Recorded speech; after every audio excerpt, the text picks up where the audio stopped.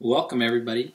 Today our lesson is on 12.10, solving probability problems using combinations. So we're just going to do a short review on what it means to find the probability of an event. And you see right here we have our formula, and this formula has been driving everything we've done with probability.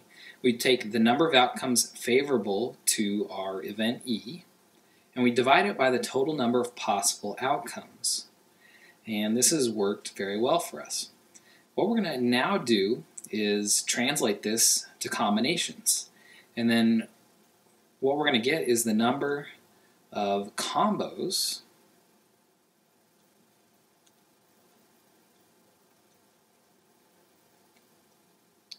for our event. We're going to divide that by the number of possible combos.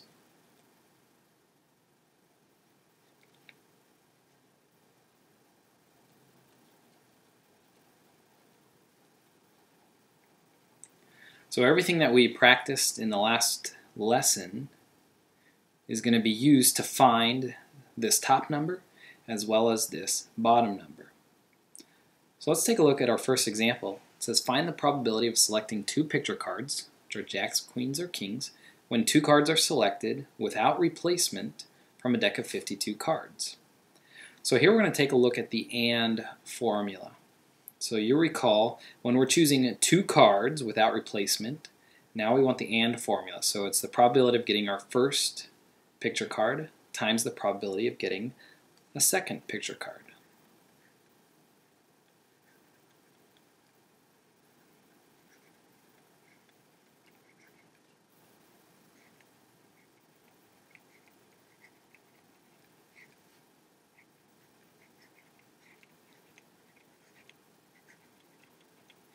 And this is review how we found this. So in our first one, there are 12 total picture cards.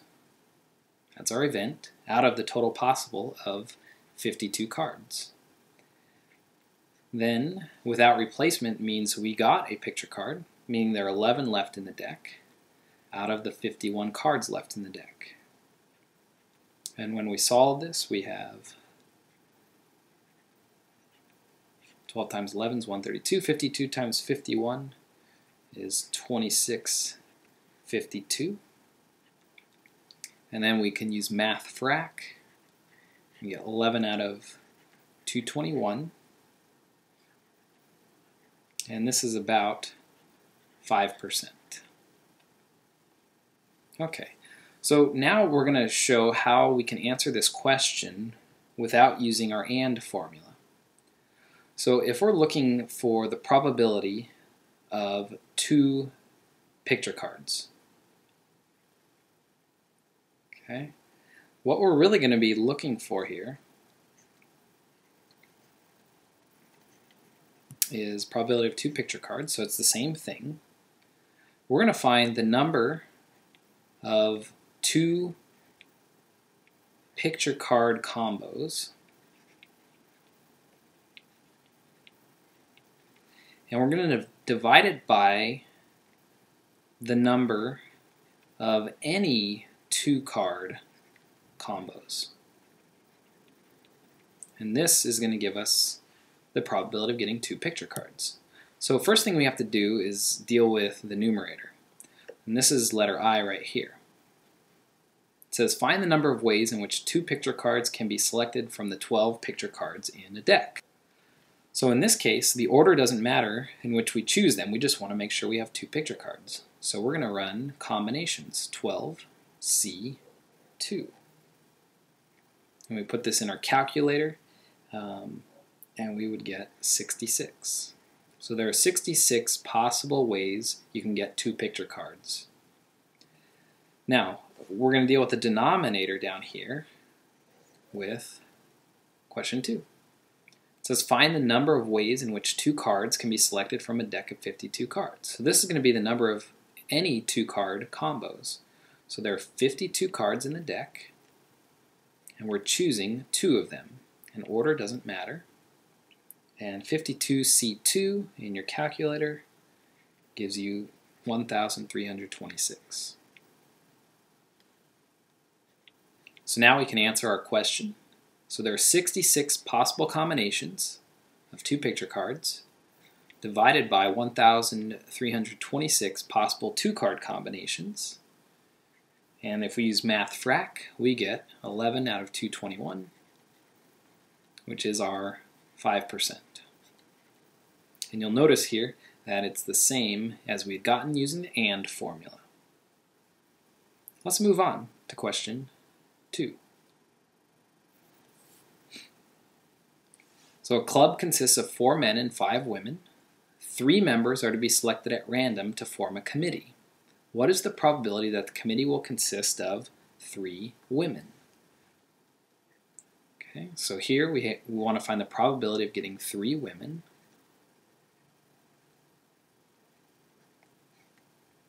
So we're going to set this up as the number of 3 women combos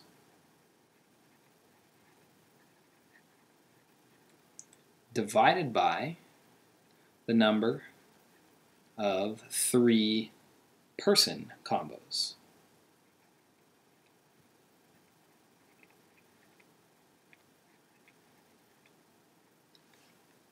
Okay, so let's just deal with the women first. We say, how many women are there? 5. And we want to choose all 3 of them. So 5C3. Then in the denominator, we want the number of 3-person combos. So we say, how many people were total? Well, the 4 men and the 5 women, making 9 total people. And because this committee is going to consist of 3 people, it's 9C3. Okay. And we can use our calculator to evaluate this. And then using MathFrac, we get 5 out of 42, which is about 11.9%.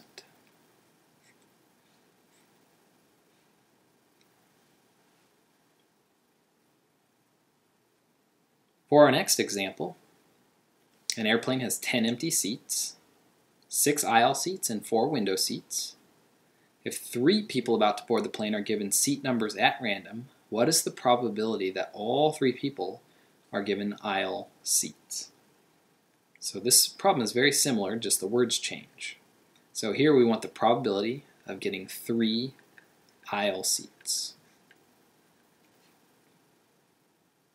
Okay, so this is going to be the number of 3 aisle combos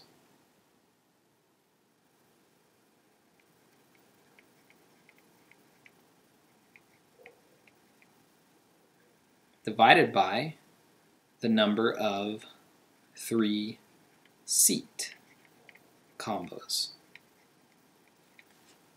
Okay, so we always take our specific event on top and then the general question on the bottom. So we say, how many aisle seats are there? Well, there's 6 left, and we want to choose 3 of them. On the bottom, there are a total of 10 empty seats, and we're choosing 3 of them. Now we can type this into our calculator, hit MathFrac,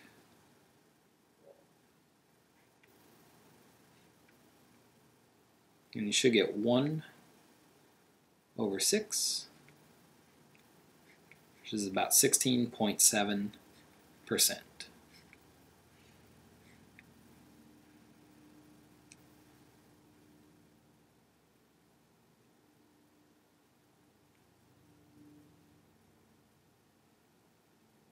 All right, our next example is dealing with cards again.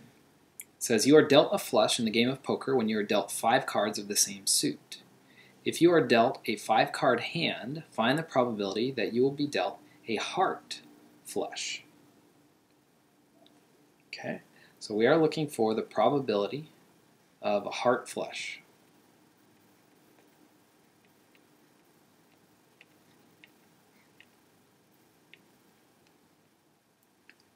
Okay, so on top we want the number of 5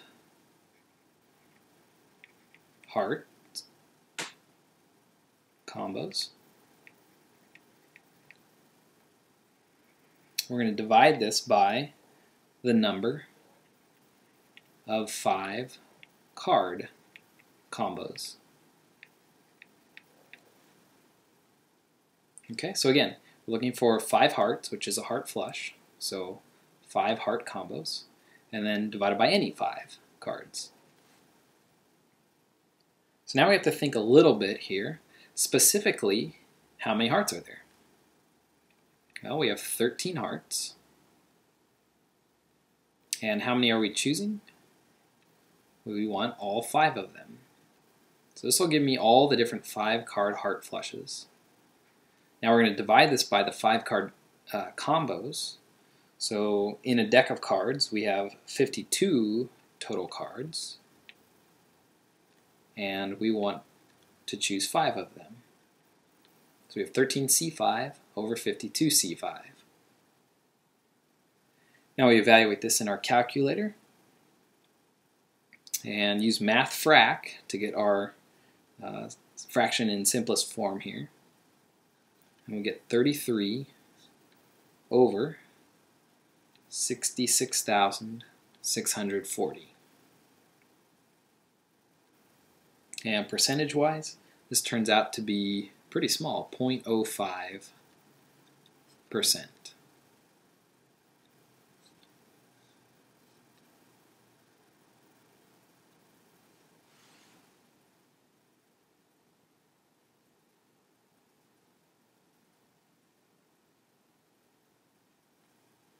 Okay, moving on to example 5.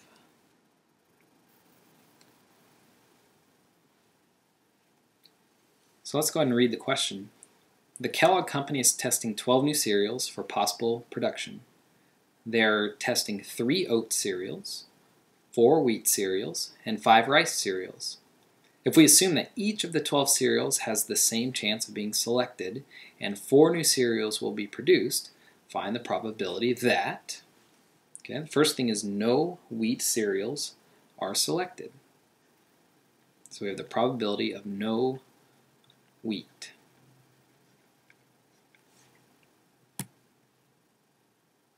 Okay. Now when we're looking at this, we're choosing 4 cereals. So we want the number of 4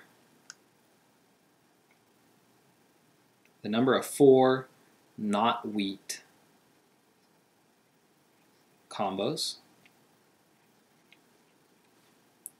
divided by the number of 4 cereal combos.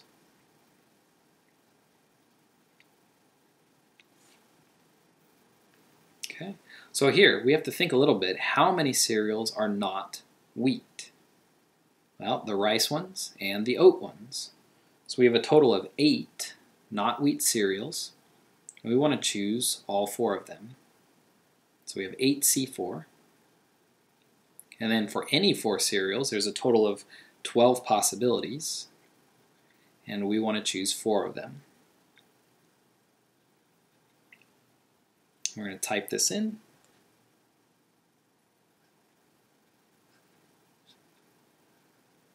And we get 14 over 99, which is about 14.1%.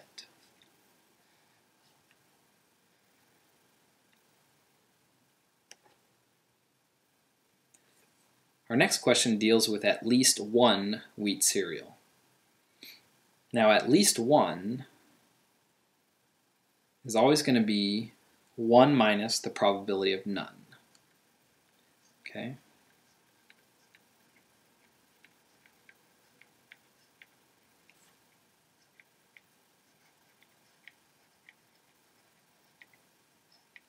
Because the only way you don't satisfy at least 1 is if you have none. So everything else is at least 1.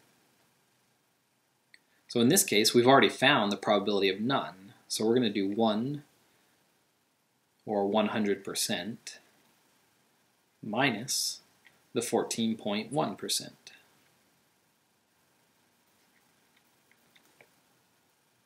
And this gives us 85.9%.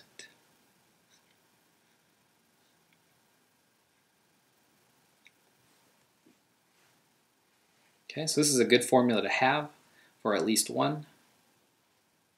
1 minus the probability of none. All right, our next question says the probability of 2 wheat cereals and 2 rice cereals. So we're looking for the probability of 2 wheat and 2 rice. I'll just abbreviate W and R. Now, when you have an AND statement, we can still use our compound probability like we were doing before.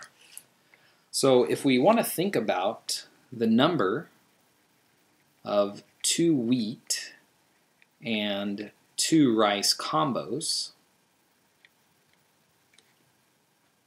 what we're really going to do there is take the number of 2 wheat combos times the number of 2 rice combos. So we have a little bit of the counting principle embedded in this problem, and it's because we're taking 2 different types of cereals. So anytime you take more than one type, you just multiply the possible combos together on top. Now on the bottom, we're still going to be looking for the number of 4 cereal combos. And this can be anything. Okay, and so we've already determined this is 12C4. So the number of combos of 2 wheat cereals, well, we just say how many wheat cereals. There are 4. We want 2 of them. Then we say how many rice cereals. Well, there are 5, and we want to choose 2 of them. And this is going to be divided by 12C4. Okay, so it's important to note that these numbers here on top, the 2 and the 2, have to add up to equal how many total cereals we're choosing. Okay, so the 2 plus the 2 equals the 4. All right, and we're just going to use our calculator to get our answer.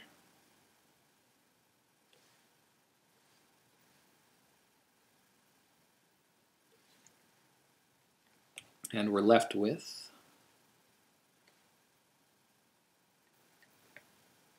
math frac gives us 4 over 33, which is about 12.1%.